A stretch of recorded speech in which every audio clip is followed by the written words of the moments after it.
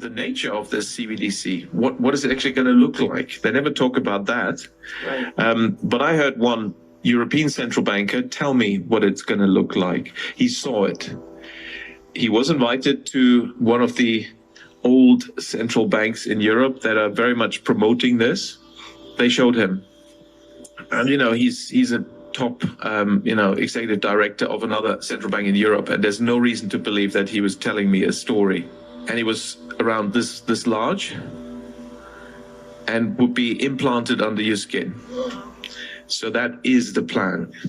I had a friend, Nick Rockefeller, who was one of the Rockefeller family. And one of the things that we used to talk about was the ultimate plan of the banking industry, what they wanted to accomplish. The ultimate goal that these people have in mind is to create a one world government where everybody has an RFID chip implanted in them. All money is to be in those chips. There'll be no more cash.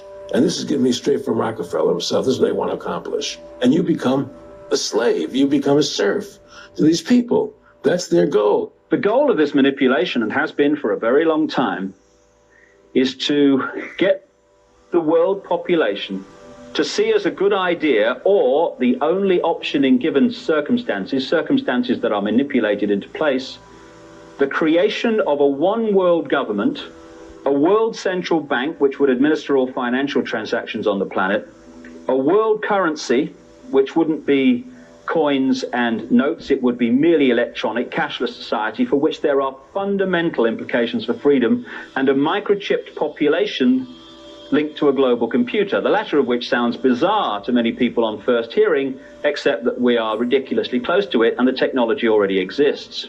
Tony Danner is standing at a new frontier in technology. The chip in his hand allows him to start his car, open doors, log onto his computer, and buy snacks in the break room, all with just a swipe of his hand. You scan it at the kiosk, it comes up on the kiosk, and then to finalize your payment, you'll put your RFID chip. The most cutting-edge thing about Hannes Huerblad isn't the phone in his hand, it's the microchip actually in his hand.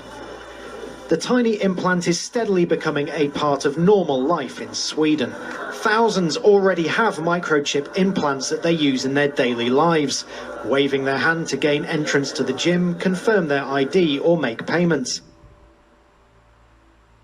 Nevertheless, each step of these technologies represent precursors to the mark of the beast. And many people focus on the differences between the precursors and the final prophecy of the mark of the beast, and then use such technical differences to disregard our warnings. But the mark of the beast will not come all of a sudden from one day to the next. There is and will be a great variety of precursors to the mark. One of the precursors most common today are RFID chipped cards. For example, a football club in the United Kingdom no longer accepts cash to go and see a match. You need to have a chipped card. Another football club in Argentina has gone an extra step and has recently introduced the idea of implanting RFID microchips in the upper arm that can be used for entering the grounds.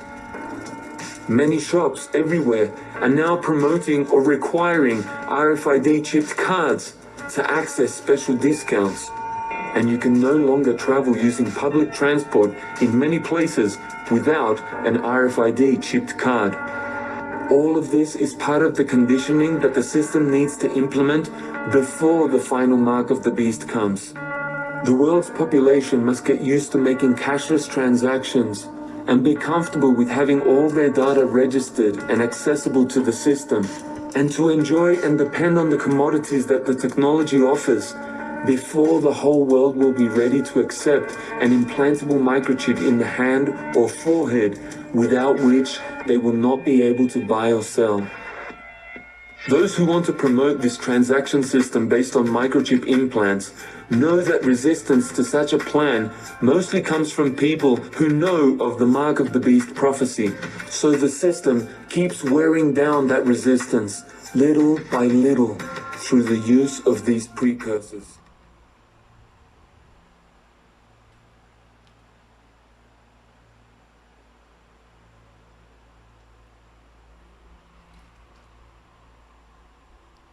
it's not the final mark of the beast, they don't need to worry about using the technology. People keep getting ever closer to the mark itself, thinking that there is no danger. But the precursors give us an opportunity to see how difficult it will be for us to live completely out of the system without the mark of the beast.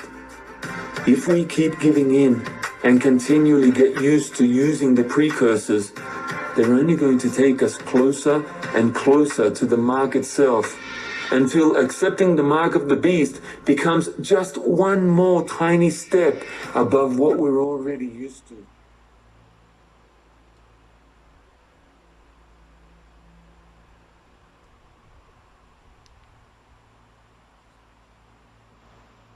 And it's getting harder to question what is happening without being seen as antiquated and extremist.